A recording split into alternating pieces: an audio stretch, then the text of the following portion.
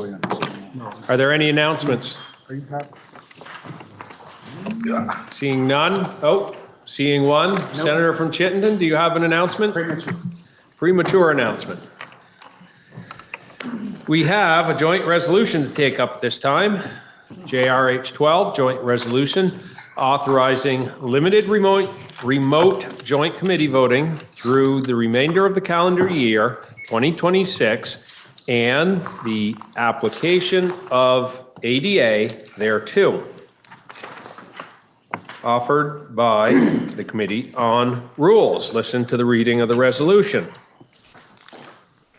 JRH 10, joint resolution authorizing limited remote joint committee voting through the remainder of calendar year 2026 and the application of the ADA thereto. Now, you've heard the reading of the resolution. The chair, at his discretion, will place the resolution on the calendar for action tomorrow. Senator from Chittenden. Thank you, Mr. President. I would move that the Senate suspend its rules in order to take up S211, data brokers bill, and via Rule 31, move it H211, and via Rule 31, move that to appropriations pending entry on the notice. The senator from Chittenden Central has moved that the Senate suspend its rules in order to take H211 up per Rule 31 and send it to the Committee on Appropriations. Are you ready for the question? If so, all in favor say aye. Aye. All opposed, nay. The ayes have it. The motion carries. Senator from Chittenden. Thank you, Mr. President. At this time, I'd move that the Senate suspend its rules and take up for action S64, an act relating to amendments to the scope of practice for optometrists for immediate action, pending entry on the notice. Senator from Chittenden Central has moved that the Senate suspend its rules in order to take up S64 pending its entry onto the notice calendar. Are you ready for the question? If so, all in favor say aye. Aye. All opposed, nay. The ayes have it. Motion carries.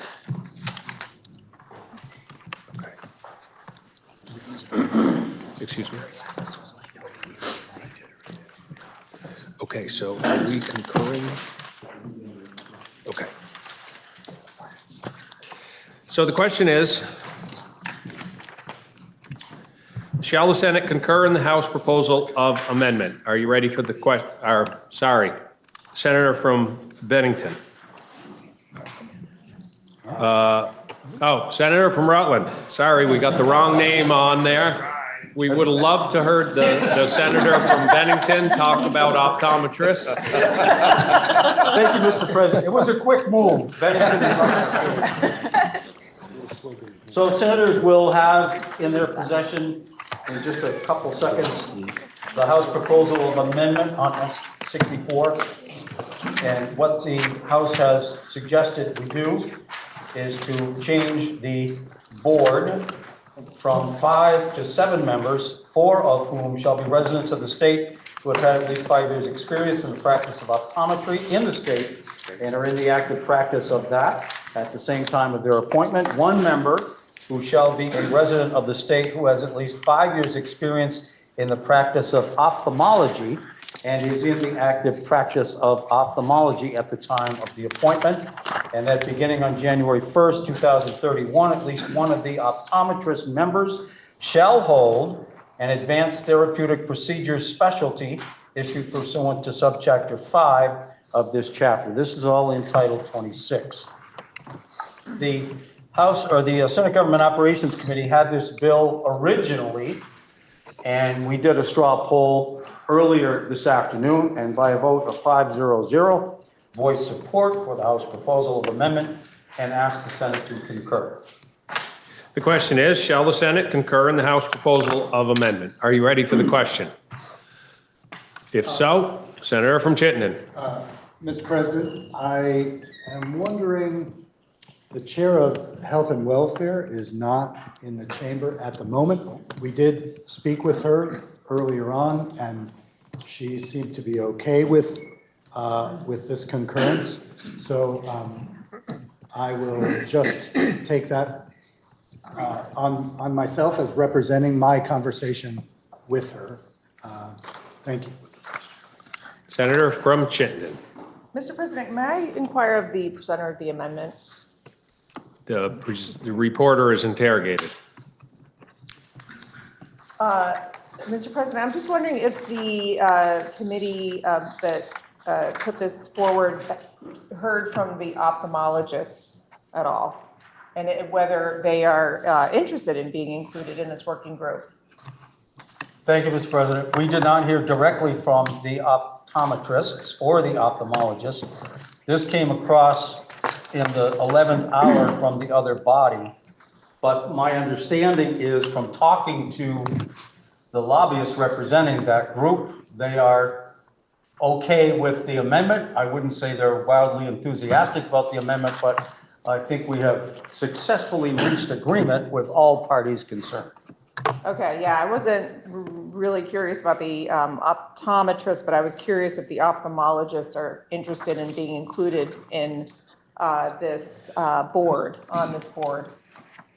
Well, Mr. President, from my understanding of the machinations of the other body, the impetus for this amendment came specifically from the ophthalmologists. Okay, I thank the reporter. Thank you, Mr. President. Are you ready for the question? The question is, shall the Senate concur in the House proposal of amendment? All in favor, say aye. Aye. All opposed, nay. The ayes have it, and the Senate has concurred in the House proposal of amendment on S71. Senator from Chittenden. Thank you, Mr. President. With that noted and with discussions since we last were here on inquiry. Senator from Franklin, what is your point? You said S71 upon? I'm yes, and I apologize. That is a script from something else, and that was S64. Thank you. Go ahead, Senator. very good hearing. Good, yes, good observation, thank you. I was just checking to see who was paying attention. You passed, Senator from Franklin. As I was saying, I have had conversations with the minority leader and others, and with that in mind, I would, at this point, ask that the Senate suspend its rules in order to message actions taken on S190, an act relating to the Green Mountain Care Board, and S64, an act relating to optometrists, I believe, to the House forthwith. Senator from Chittenden Central has moved that the Senate suspend its rules in order to message our actions on S190 and S64 to the House forthwith. Are you ready for the question? If so, all in favor say aye. Aye. All opposed, nay. Ayes have it, and the motion carries. Senator from Chittenden. Thank you, Mr. President. I would suggest that we pass over on the notice calendar, which we're working from now, S71 for potential action tomorrow, and move directly to S278, an act relating to cannabis. S278 was passed by the House with proposal of amendment. The question is, shall the Senate concur in the House proposal of amendment? Senator from Chittenden. Thank you, Mr. President. The important part up front, I just took a straw poll with my committee, your Committee on Economic Development, Housing and General Affairs, and it is a 5-0 straw poll in favor of concurring with S278. I will just note a few changes because I think your Senate Economic Development Committee was trying to anticipate a lot of changes that make it better for our craft market if we are anticipating those changes, and I think we were somewhat successful in that. But I think otherwise folks may be surprised at how some of the elements changed from the House proposal. Number one, Mr. President, their first instance of amendment, and it was a strike-all, was to delete the packaging increase of number of product you could have in a package from 100 milligrams up to 200 milligrams. That was deleted on the floor. They left our transaction limits in place at, I shouldn't say it that way. They left our increase in transaction limits in place from 1 ounce to 2 ounce. Just reminding folks, we only have control over how much someone can possess at a time that's legal. And so this allows them to simply go to one location and meet that threshold of 2 ounces of cannabis or equivalent on their person instead of 1 ounce. That was not changed. The event pilot program was significantly changed. And, while we have a straw poll to concur, I do think this just significantly limits the value of the event pilot program for rural Vermont, particularly. How does it do that? Instead of 10 public event permits and 10 private event permits, they reduced it to 5 public event permits and 5 private event permits. The event must be held in a municipality that has already opted into cannabis sales. That does unfortunately leave out a lot of places in Vermont where their municipality has not opted into retail sales, where this would have been an alternative to having a fixed retail location. A floor amendment in the House also deleted consumption at the events. So you can purchase cannabis at these events, you cannot consume it, particularly when we were talking about private events, such as a wedding.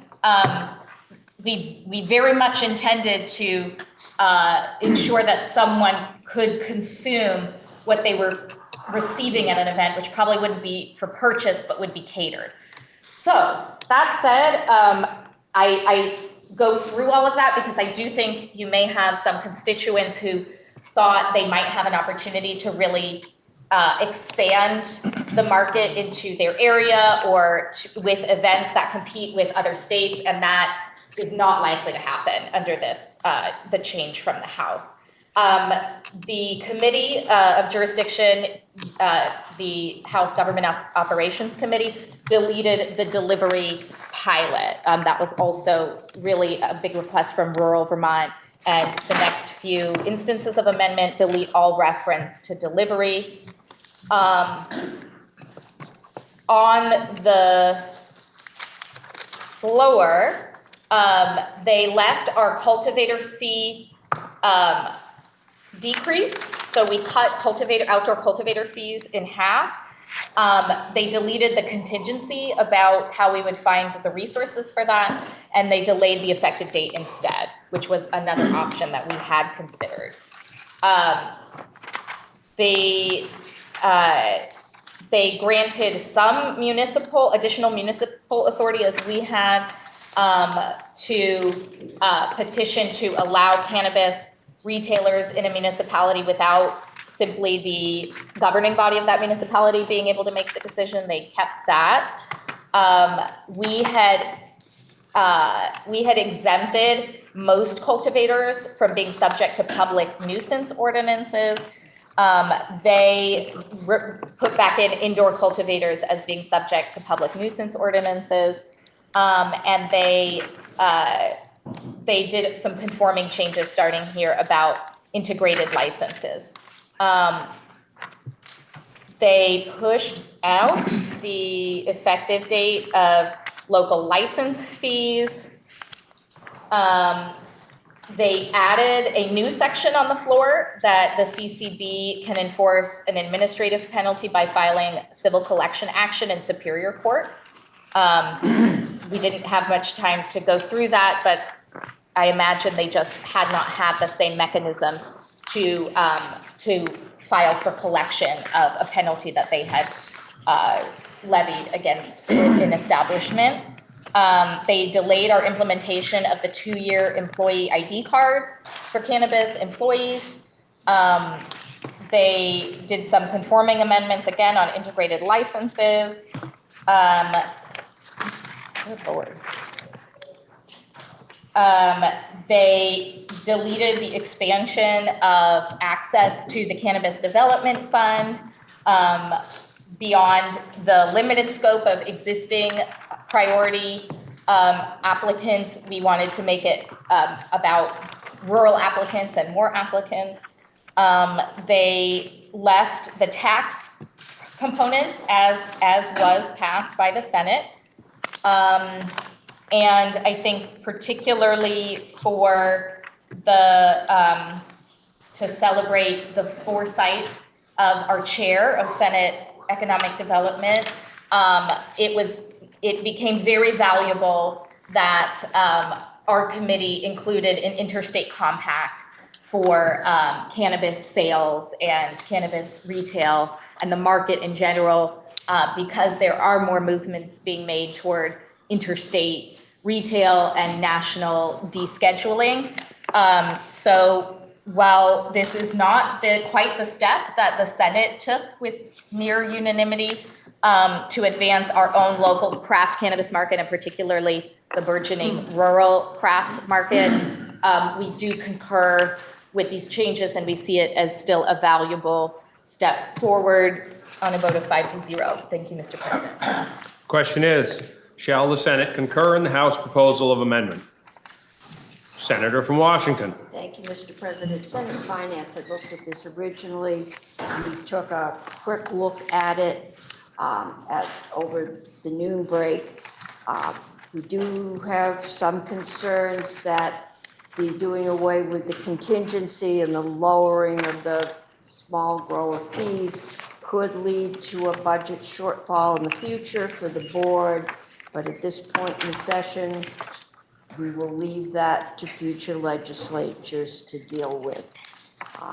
The straw poll was, I think, 4-2, 5, maybe 4-3. Are you ready for the question?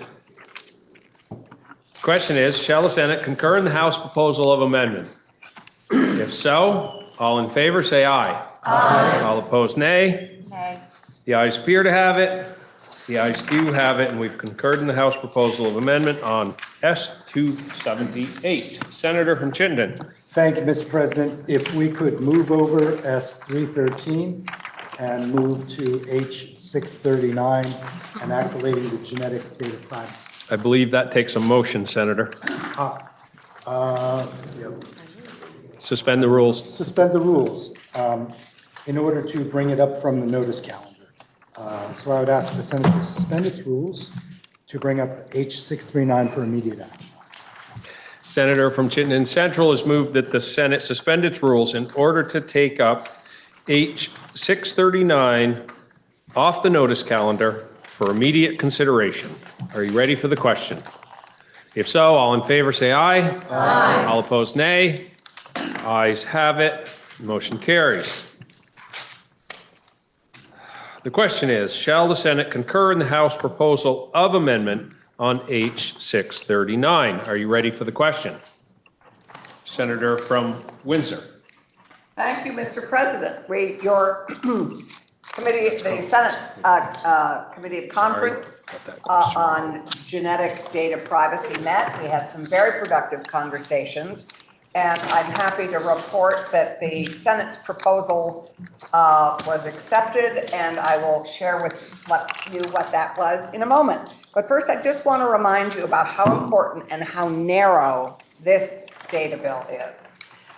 As you will recall, this is an act relating to genetic data privacy, which requires, by creating genetic data privacy protection for all Vermonters. This is critically important. If you listen to the news this morning, ICE is now developing all sorts of new ways to look at our eyes and continue to use our genetic data for all sorts of concerning purposes. It requires direct-to-consumer genetic data companies to provide clear and complete information regarding the company's policies and procedures for the collection and use of consumers' genetic data. It also requires that these companies acquire the express consent of consumers before the company is able to disclose a consumer's genetic data to a third party. Genetic data represents the most personal and sensitive information that exists. Genetic data is not just about people, it is people. Genetic data represents the fundamental essence of the biological human being. Our genetic data is who we are in the most intimate sense. And I would just remind us of this because our job is to protect Vermonters. We take that in our committee very seriously. We're a very strong consumer advocacy and consumer protection committee, and this bill was very important to us. While Vermonters are concerned these days about the need to protect their privacy in general, we are specifically and narrowly concerned with the need for privacy with respect to our genetic data. And you may recall that we initially put into this bill a 60-day cure period. And the House came back, the deal was that they would accept a cure period. And they came back with a further proposal of amendment because they felt that we had, that there was certain type of genetic data once it was sold or breached that you could not cure, you could not get it back, particularly on the dark web. We came back, we reviewed the requirements, we walked through the whole thing, and after much discussion and thoughtful discussion, they accepted our proposal to move to a 30-day cure period with a 2-year sunset and to review it. And so we all agreed, we are all signed. I believe we have that somewhere. But we settled on a 30-day cure period, which is like many other states, a number of other states have a 30-day cure period, and we will review it. We have a 2-year sunset. And with that, we all signed our Committee of Conference report. And I would hope that this body would accept the Senate's prevailing position in that negotiation. Thank you. So the question is, shall the Senate accept and adopt the report of the Committee of Conference on H639? Are you ready for the question? If so, all in favor say aye. Aye. All opposed, nay. The ayes have it, and we have adopted and accepted the report of the Committee of Conference on H639. Senator from Chittenden. Thank you, Mr. President. At this time, I would move that the Senate suspend its rules in order to take up for action H 957, pending entry on the action calendar.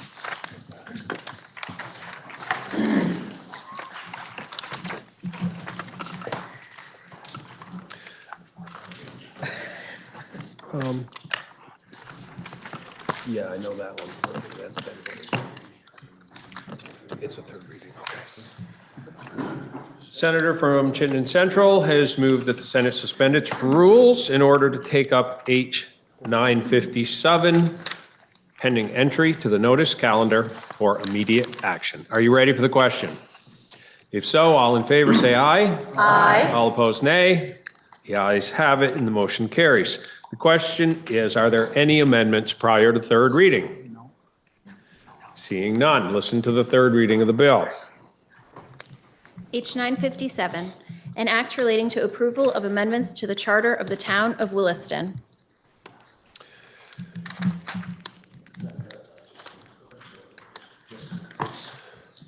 The question is, shall the bill pass in concurrence? Are you ready for the question? If so, all in favor say aye. Aye. All opposed, nay. The ayes have it, and we have passed H 957. Senator from Chittenden.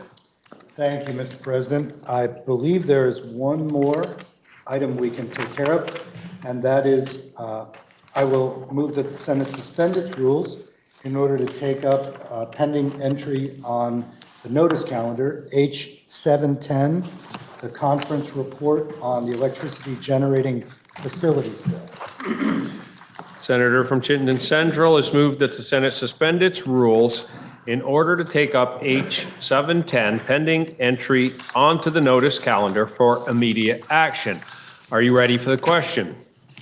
If so, all in favor say aye. Aye. All opposed, nay. The ayes have it, and the motion carries. Which one? What do we got here? Oh, committee conference report? Okay.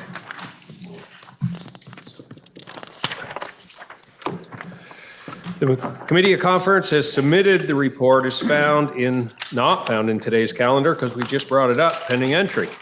The question is, shall the Senate accept and adopt the report of the committee of conference? Are you ready for the question? Oh, we've got a report. Senator from Washington. Thank you, Mr. President. So the committee of conference on H710 was able to meet between the morning session and now, and were able to reach an agreement.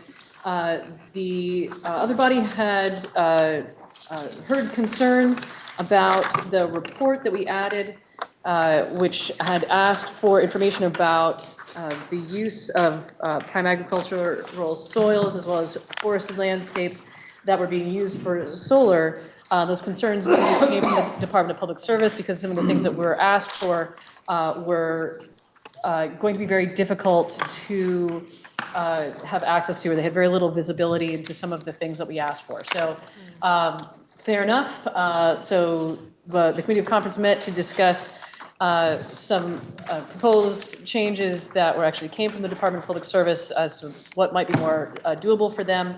And so that's why we see the changes here. So there's a few changes to the report that came out of that conversation. So one is that for the acres of prime agricultural soils that have been, that are directly impacted by solar generation, that we're limiting that to the last 2 years, and projects with at least 1 megawatt of capacity.